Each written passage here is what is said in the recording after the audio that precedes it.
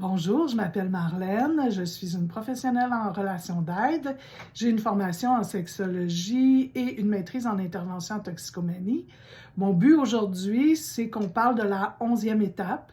Si vous avez manqué les premières vidéos, vous pouvez les retrouver sur ma chaîne. Donc, on passe à travers l'ensemble des étapes du mouvement des fraternités anonymes et on se parle aussi des outils. Donc, aujourd'hui, nous sommes rendus à la 11e étape, c'est-à-dire nous avons cherché par la prière et la méditation à améliorer notre contact conscient avec Dieu, Dieu tel que nous le concevions, lui demandant seulement de connaître sa volonté à notre égard et de nous donner la force de l'exécuter. Mon Dieu, donne-moi la sérénité d'accepter les choses que je ne peux changer, le courage de changer les choses que je peux et la sagesse d'en connaître la différence. Alors, aujourd'hui, notre 11e étape, je vous dirais que, malgré qu'elle ait l'air tellement facile, cette étape nous demande beaucoup d'efforts parce qu'on vit en 2025 et en 2025, la société est une société de performance, de technologie, d'action, beaucoup, une société très yang dans l'action, la construction, et on manque très souvent d'intériorisation, on manque de regard sur soi, sur nos comportements, parce qu'on ne se donne pas le temps très souvent. Moi, j'ai fait des vidéos de 30 minutes. J'ai maintenu que souvent, je vais faire ça, des vidéos de 30 minutes, parce que je trouve qu'on ne prend plus le temps d'approfondir les choses et que c'est important. Moi, je me rends compte très souvent quand je fais mes vidéos, j'arrive à la moitié de la vidéo, puis je commence là à sentir vraiment que mon authenticité se dégage, que je touche aux vraies choses, que je suis en contact réellement avec mon être et avec mon être supérieur, donc, parce qu'on a tous un moi supérieur, et c'est à ce moi supérieur-là qu'on s'adresse, évidemment aussi à Dieu et à la source pour ceux qui y croient, mais globalement, on s'en est parlé pendant les 11 étapes, on s'est parlé d'amour, on s'est parlé d'abord d'amour et de respect de soi-même, parce que, je ne sais pas pour vous, mais moi, j'ai longuement pensé dans ma vie que l'amour, c'était de la gentillesse, puis qu'on ne pouvait pas être nous-mêmes, être accepté pour qui on était réellement. Donc, il fallait se plier au comportement des autres, au caractère des autres. Pour moi, maintenant, ce n'est plus ça, l'amour. Ça se peut des fois que je vais avoir l'air impatiente ou que je vais avoir l'air cadrante parce que je ne me sens pas respectée. Et ça, ben, je vais le nommer, même si je suis à risque de vivre des émotions qui m'amènent dans mes blessures, la peur d'être abandonnée, la peur d'être rejetée. On en a parlé beaucoup en 4e puis en 10e étape. Alors, donc l'amour de soi-même d'abord et avant tout, et cet amour-là, ben, nécessairement que ça demande du temps. Moi, j'ai une formation en sexologie et je vous dirais que les couples qui consultent, les personnes qui consultent, si elles se donnaient du temps et de l'amour à elles-mêmes, il y aurait probablement plus que 75% du problème qui serait réglé. On veut régler nos problèmes, mais on ne veut pas prendre le temps. Hein, je donnais l'exemple l'autre fois dans ma capsule, puis c'est le même qui me revient en tête, du workaholisme que j'ai pratiqué beaucoup dans ma vie et qui m'a amené à un moment donné à faire le parallèle entre enfant à 4 ou à 5 ans. J'ai descendu une côte en courant. Et je me suis bien rendu compte en bas de la côte que j'avais plus aucun contrôle sur mon physique. Donc, je pense qu'on est souvent comme ça dans la consommation, Parce que, ben, malheureusement ou heureusement, là, on fait des transferts de dépendance. Alors, très souvent, on va arrêter de consommer quelque chose, puis on va se mettre à consommer d'autres choses. C'est pas toujours avec des substances. On le sait maintenant, les substances ont le même... L'absence de substances, certaines dépendances a le même effet dans notre cerveau. Ça vient jouer sur les mêmes neurotransmetteurs que s'il y avait une substance. Par exemple, le jeu pathologique est comparable, quand on regarde ce qui se passe dans le cerveau, c'est comparable à de la consommation de cocaïne. Donc, il peut y avoir des dépendances qui n'ont pas de substance, mais qui déséquilibrent les neurotransmetteurs de notre cerveau. Puis après ça, ben, ceux-ci deviennent paresseux. Et quand ils deviennent paresseux, ben, ils ne sécrètent plus, ils font plus le travail qu'elles avaient à faire. Donc, à ce moment-là, il faut ajouter de plus en plus tout le temps de cette substance-là. Et le travail, c'est souvent un des endroits où on va voir qu'on continue de fuir nos émotions. Parce que c'est pas facile de vivre des émotions négatives, c'est certain, mais ça s'apprend. Ça s'apprend que si on la laisse monter, elle va vivre le temps qu'elle a à vivre. Une émotion, ça reste pas longtemps, ça reste maximum quelques minutes. Si on respire, qu'on accepte que l'émotion est là, puis qu'on expire, on la laisse aller, on la laisse partir, elle va partir. C'est sûr que la 11e étape, c'est de dire, OK, elle est partie, mais si je veux pas qu'elle revienne, ou si je veux pas la revivre dans cette intensité-là, parce qu'il peut y avoir des intensités aussi qui sont plus désagréables que d'autres. Donc, si je ne veux pas la revivre dans une telle intensité, j'ai besoin de ressentir ce qui m'a déclenché. Et cette façon-là de le faire, c'est justement dans la prière et la méditation.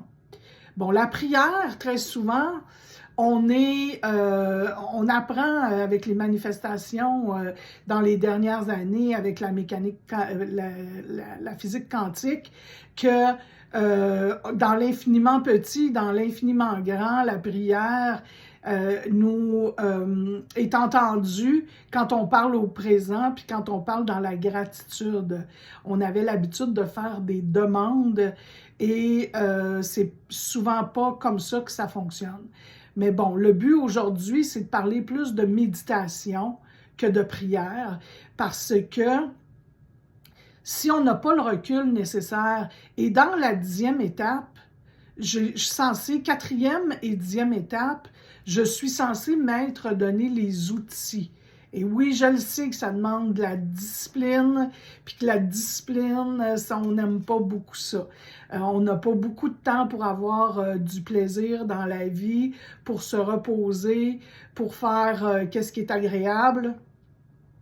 Donc, c'est sûr que quand il faut se discipliner, hein, quand pas il faut, j'aime pas les impératifs, mais quand c'est intéressant, c'est gratifiant, ça nous aide à grandir, de prendre le temps d'apprendre à se connaître.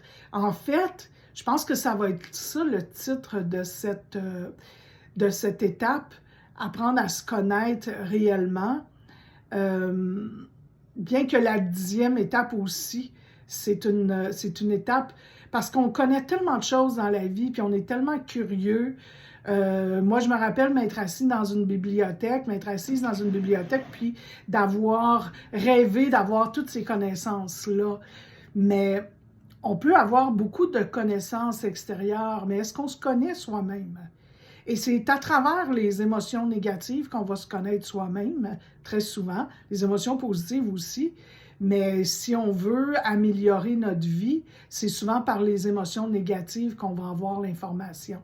Alors, on va regarder ce qu'on a vécu en 10e étape, puis en 11e étape, on va, je vous dirais, l'accueillir, l'accepter et le confier totalement à une grande puissance supérieure à qui on va demander de nous donner la force d'exécuter sa volonté. Et je vous dirais que ça fait pas 100 ans, là, dans les derniers mois de ma vie, je réalise à quel point que de me laisser guider par la vie, c'est tellement plus simple, c'est tellement plus facile, ça m'amène tellement vers des émotions, des expériences qui sont fabuleuses. Et malheureusement, comme tout ben, je dis malheureusement. En même temps, tu sais, à chaque fois que j'ai tendance à dire malheureusement, je me dis, c'est pas malheureux, c'est l'expérience d'un être humain. Moi, j'ai eu tendance à forcer dans la vie. J'ai beaucoup forcé de choses, beaucoup forcé de relations, beaucoup forcé de job, avoir une job, être dans l'obsession que c'est ça qui est bon pour moi, puis c'est ça que je veux, puis je le veux, puis je vais l'avoir. J'avais une détermination hors du commun qui m'a amené beaucoup de belles choses.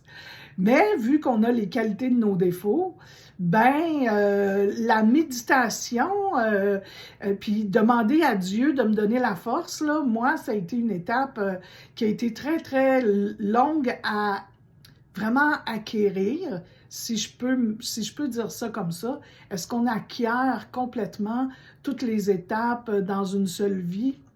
Je ne sais pas. Je ne vais pas vous décourager. Peut-être qu'il y en a qui sont moins déterminés que moi, puis qui vont dire ah ben oui, moi, ça n'a pas été si long, puis ça a été facile.